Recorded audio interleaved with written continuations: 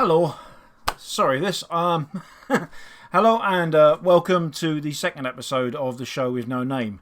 I do have Rhyddian lined up to come onto Skype. I've literally just lost him. So whilst I'm trying to get back to him, oh, hang on.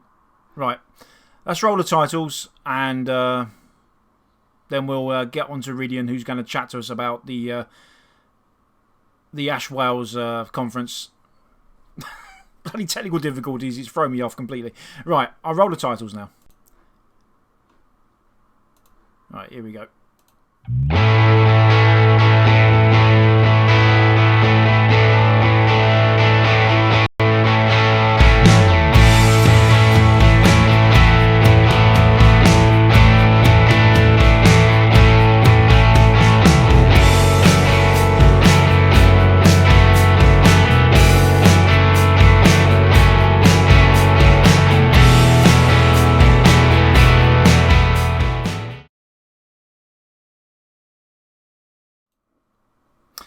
Right, we have managed to get Rhyddian back, thankfully. He's laughing in my ear right now. Okay, so Rhyddian's going to be joining us and he's going to give us a little chat about the Ash Wales conference that took place last Friday. He's going to chat about a few other things going on in Wales, and then after that we'll be showing the second instalment of Very Boring's interviews. It's only going to be a 30-minute show tonight, I'm afraid, or thereabouts. I'm very busy at work and I've got to do some remote working later on. So, okay then. Let's switch over to Rhyddian, shall we? Hello, Rhyddian. Hello, Matt. Right.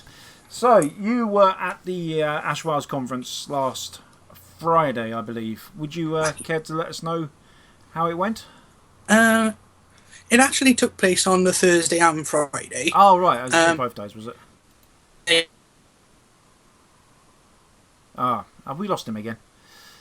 Oh, the joys of technology. Right, let's go back to me just to... Okay.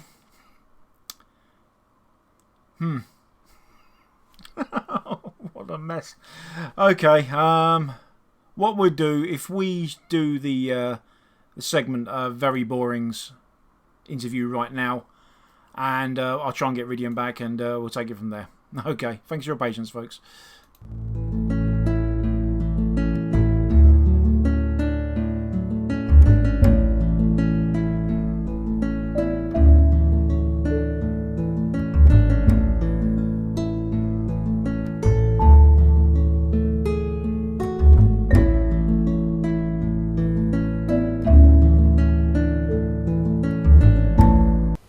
Welcome to Beyond Vaping with me, Very Boring.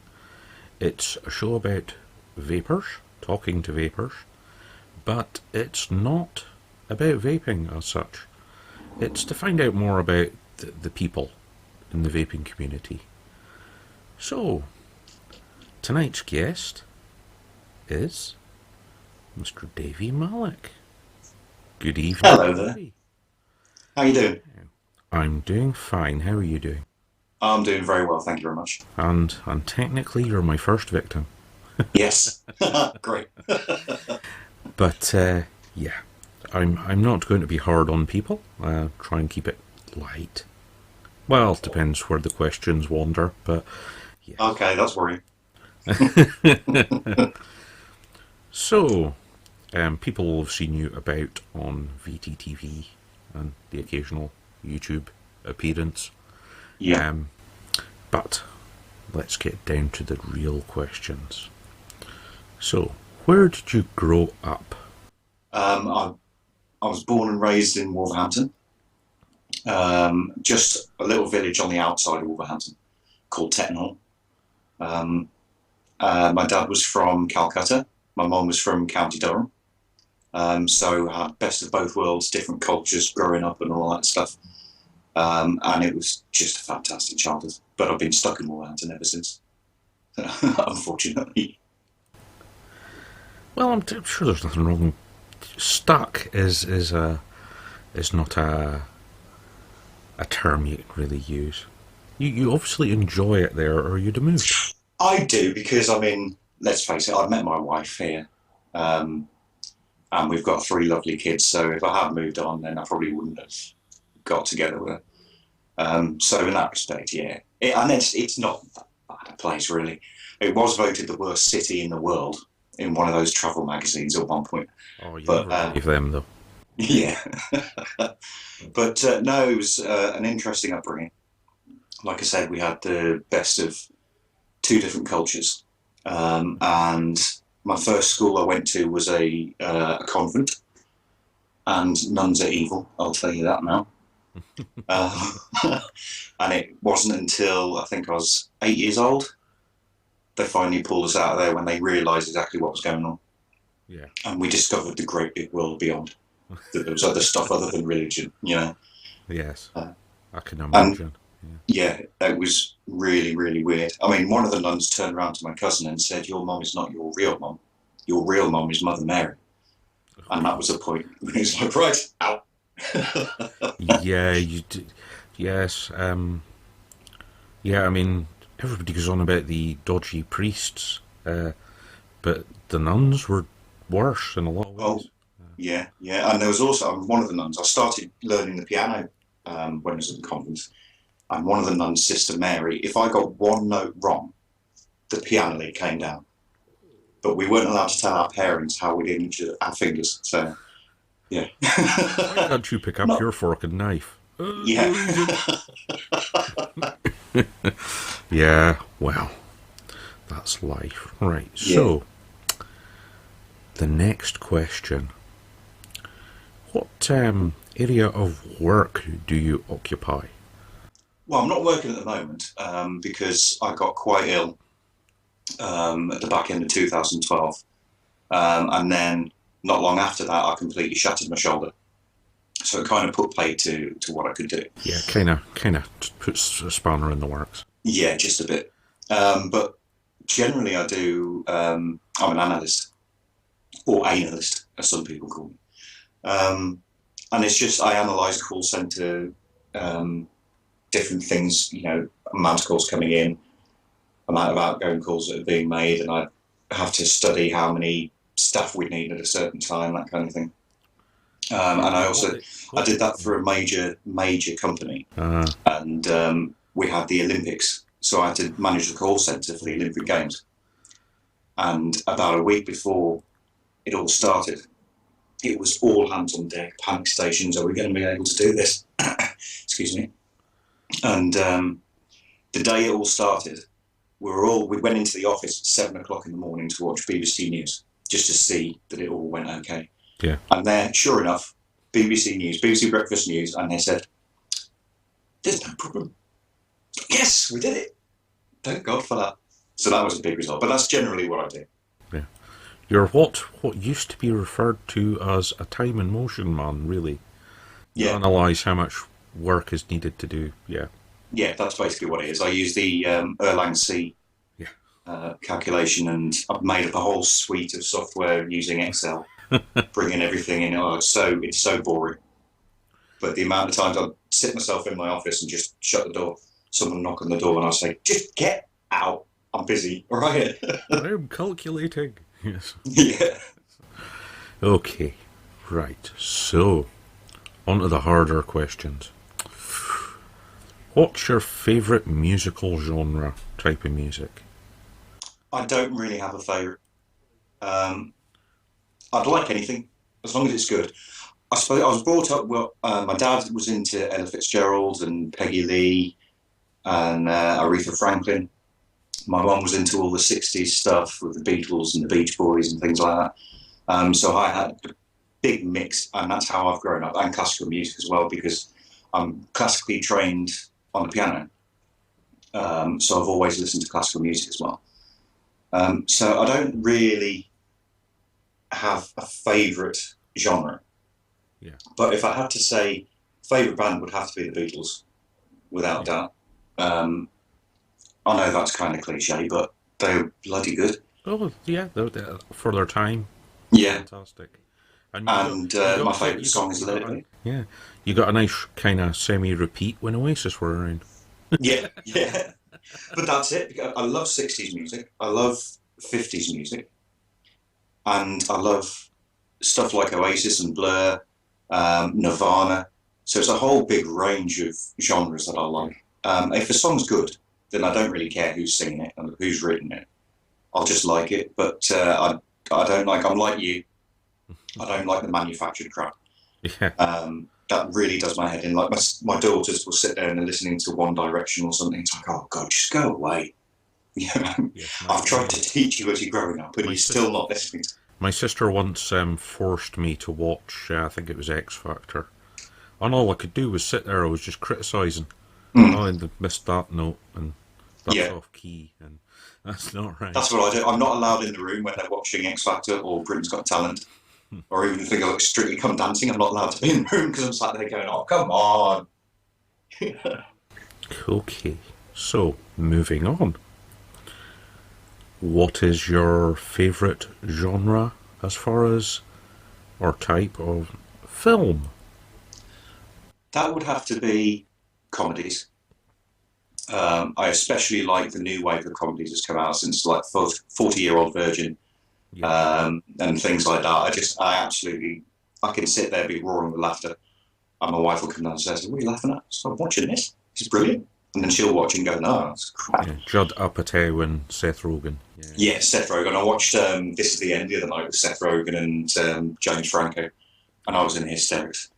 My favourite film of all time, though, is, I can't decide that one. I would say Ghostbusters, probably, because I grew up with it. Yeah, and it was the biggest film of its time. Yeah. Absolute classic. And then, but there's also, I mean, Godfather Part 2 would be up there. Yeah. Back to the Future would be up there. There's too many to think of. Yeah. But again, as long as it's a good film, I don't care about what genre it is. If it's a good film, I'll sit there and watch it. Fair enough. Now, a biggie. Well, it is for me anyway. What hobbies and pastimes do you have that are not vaping related? Music is one. Like I said earlier, I'm classically trained on the piano. And I've taught myself guitar, drums, bass guitar. I'm learning the violin as my daughter's learning violin. I just absolutely love to sit down and just play an instrument. It makes me so relaxed. So that would be my main pastime. Gaming is another one.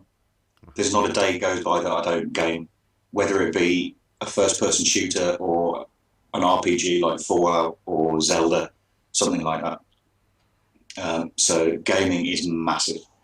And it's quite often when my wife goes to bed at night and the kids are all upstairs, and I'll just switch on the computer and start gaming. Doesn't matter what it is, I'll just play a game. So I've got a list of about 170 on Steam. I've got my PlayStation 4 out, whatever takes my fancy, I'll play. Oh, as long as you keep yourself busy. Yeah. Keeps the mind active, doesn't it? Yeah. Okay, so we finally get to a vaping question. Where do you see vaping going in the future? I don't know. I'd like to think it would stay as it is now. Mm-hmm. Because for me, the whole appeal of vaping is the variety. And when I first started vaping, when I found out that there were so many different things in cigarettes, that was it. I was straight in there, and so I could get up in the morning and I'd pick up one of these, and then in the afternoon I could pick up a Vamo or a Nemesis or something like that and just have a different tank on top all the time and a different juice. I'd like to think it would stay that way in the future. I'm quite worried that it won't, because I don't think there are enough people who are doing anything about it. It seems to me that a lot of people are quite happy to let other people do things. Yeah. But I'm hoping that the more people start vaping, and we're seeing more and more of it now, the more people realise what's happening and the more people get involved. So hopefully it won't come down to it. The oft-mentioned tsunami. Yes. Can't stop a tsunami with legislation. Yeah. Yeah. That's what I'm hoping. Well, that's good. Right. last question, and this is the hard one, right? If you're trapped on a desert island, what 5 items would you want to have with you? You're not allowed anything alive, so I'm afraid no family. Actually, that'd be bliss. Peace and quiet. But there is a solar-powered battery charger on the island. But that's all there is. There's basic food, coconuts, fish, all that kind of stuff. But what 5 things would you want? Well, obviously an e-cig. But I'm going to cheat a little bit here, because what I'd do as one of my items would be a box, and in that box I put my e-cigs and my liquid and my coils and my tanks. Don't know, that's a bit dodgy. But since you're the first guest, I'll let you away with it. Oh, thank you. So that'll be my first item. I'll have to modify that for future guests. Yeah. I can get away with it, that's fine. Thank you very much for that. So that would be my first thing. Second thing would be, if I could get it there, a piano. No, nothing will get there fine. Yeah. Okay, that's fine. So the second thing would definitely be a piano, because I can literally sit there for hours playing, and I don't even need to have any sheet music. I can just sit there and play, mess around. Third thing would be probably my favourite book, which is Blind Faith by Ben Elton. Basically a more modern take on 1984, and it's one that I could just always read. Fourth thing would be, banging up there. Fourth thing would be a pack of cards, because then I can sit there and play Patience, or learn how to flip the cards and stuff like that, and do some magic tricks and practice all magic. And fifth thing would probably be, what would it be? A portable DVD player with a compilation DVD inside it. So you're trying to be sneaky again. I am, yeah. I can't think of what else. I can't decide what else. Yeah, that's fair enough. Well, I mean, that wasn't too painful, I hope. It wasn't at all, no. It was quite pleasant. Thank you very much. Thank you for having me. I hope you enjoyed. I hope the audience have learned about you. Well, a little anyway. Yeah, not giving too much away. Too personal. Yeah. But thank you very much, Davey. And I'd just like to say to the audience, thank you for watching, and watch out for more Beyond Vaping.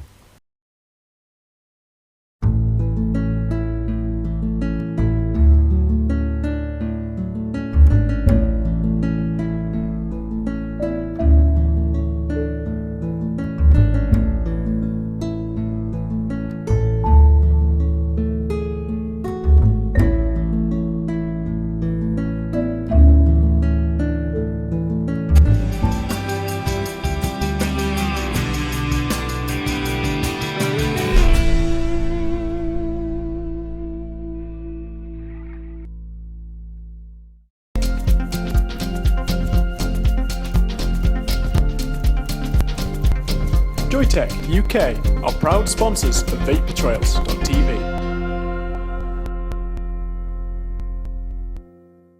Vapers, do you love discovering new e-liquids? Tell Dripper the types of flavours you like and they'll send you 5 gourmet juices each month. Experience new and exclusive flavours, all with a money-back guarantee and free delivery anywhere in Europe. Dripper.co.uk. Healthy Vape, UK purveyor of e-cigarettes and e-liquids.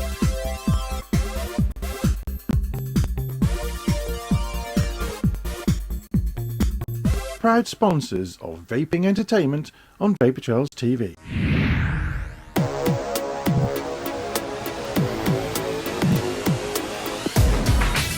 Often imitated, never duplicated. Award-winning service and products from cloud9vaping.co.uk.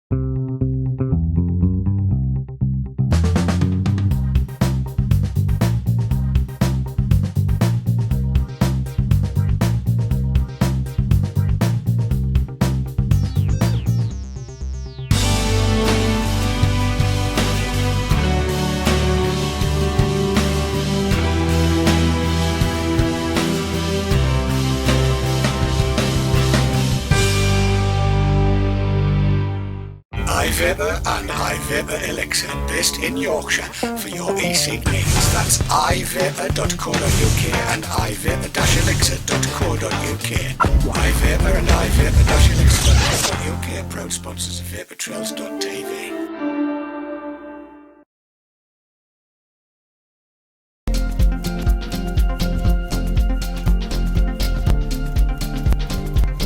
Joytech UK are proud sponsors of vaportrails.tv.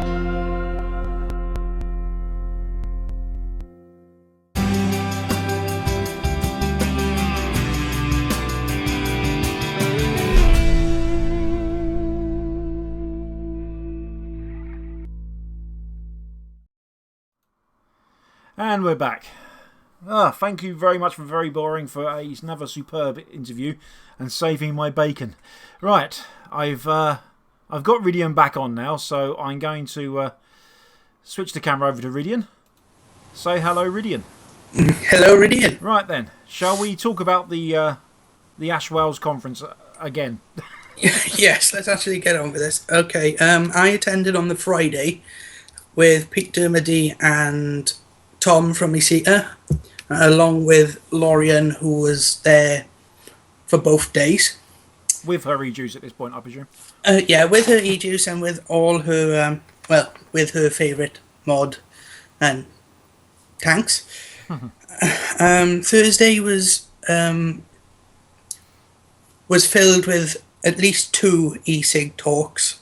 I have notes here. There we go.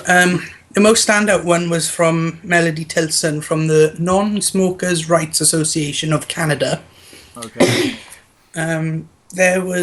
She started off fine, but then she got talking on different generations of devices, and then she said that there were some concerns about e-cigarette research, saying that they were all biased because it was industry funded, and we all know that's not true. Indeed we do.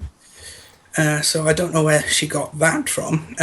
Forgive me for looking away. I'm actually looking at Rhyddian's photos that she's tweeted. Then at the end, this is what I didn't say in the post I did earlier this week. Melody Tilson said the way to minimise risk is to ban flavours. Ban flavours, and we all know how important flavours are. Stops anybody in chat and anybody else who uses e-cigs not to relapse. So I found that absolutely ridiculous on her part, and I'm sure Rhyddian thought the same as well. Yeah, that's the pretty much standout point that I picked up on. I'm sure there was other stuff. But then let's move on to day 2 that I took part in with Louise Ross from the Stop Smoking Leicester. Okay. And if you're not familiar with Louise Ross, she is an absolute gem when it comes to e-cigs and using e-cigs as an alternative to NRT at smoking cessation services. Yeah. Before we took the stage, all 4 of us and Louise, Hazel Cheeseman from Ash England did a little bit of a talk on how to determine a good policy, how to determine a good no smoking policy to include the use of e-cigs, right, for companies. Okay. And she emphasised the importance of communication between smokers, non-smokers, and vapors. So and that's something that the vaping community have been pretty much asking for a very long time. How did the assembled throngs receive the talks? We saw a lot of nodding heads when Hazel took the floor. Okay. When Louise Ross was doing her presentation, I couldn't help but scan the room, and there were some points looking at people that there was a penny dropping. Right. Saying that, oh, we actually have to listen to vapors to get the best sort of information regarding products, flavourings, safety. Because, the main point that some companies go, we're not allowing e-cigs on site, is because we don't know what dangers there are, and it goes against the no smoking ban. Well, interestingly, where I work, they have actually banned vaping, and when I contacted them, I had a long email trail with our health and safety department and the HR department, and they were citing all this stuff from Ash. This is before Ash really come about and said, "Hang on a minute, e-cigs aren't actually that bad." It's before all then, and it strikes me as you say, it's the fear of the unknown. Or what they perceive to be unknown, because they simply just don't do the research. Yeah, it's like the case that you give. Pete Dermody actually said that Swansea University have just banned them, even though for a long time previously, him and at least 6 to 10 others were happily vaping while they were working. Yeah. And then out of that group, at least half of them, maybe more, have relapsed. If Pete's in chat, he'll correct me if I'm wrong. And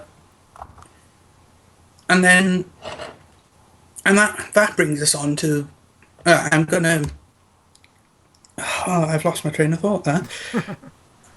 Because if we ban things left, right and centre, such as, the example of Lorien flying to France. Yeah.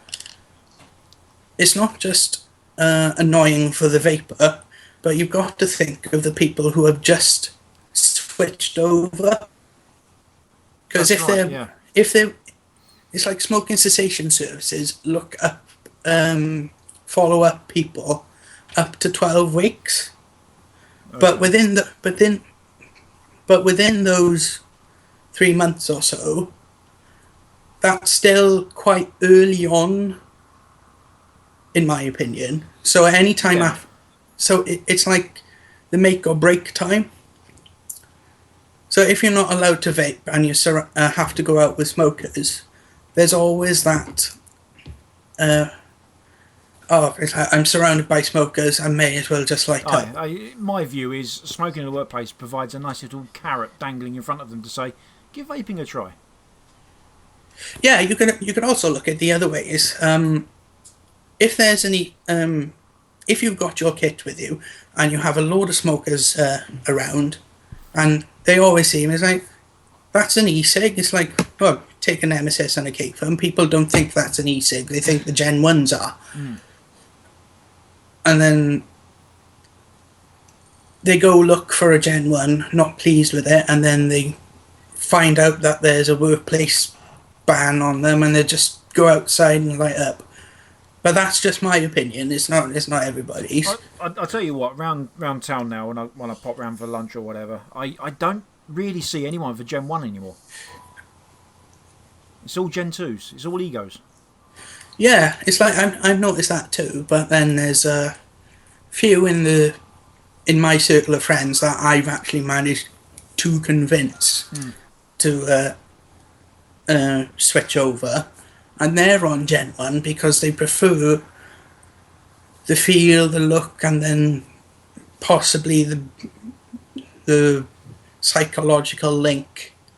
Yeah. I'm not quite sure, but I would prefer a Gen 2 or a Gen 3 over one of those. I've noticed the uptake of Gen 2. Now we've got a couple of bricks and mortar shops in the area, so they will recommend a Gen 2 to people when they come in, which is a good thing. Oh yeah. And that is what Louise Ross recommends at her at her service, but they can't prescribe them. They're trying to get. We're going over old ground here. It was covered by Dave Dawn and previous, but Louise Ross has taken the biggest step in harm reduction for any part of the UK regarding a public health service. Oh, and she'd definitely be applauded there. Absolutely, definitely. Yeah. It's I actually can't believe that she is behind. I know she's behind us 100%, but after listening to her, it was a case of, you're amazing. Thank you for coming. Thank you for coming on board. Absolutely. We need more people like you. Okay.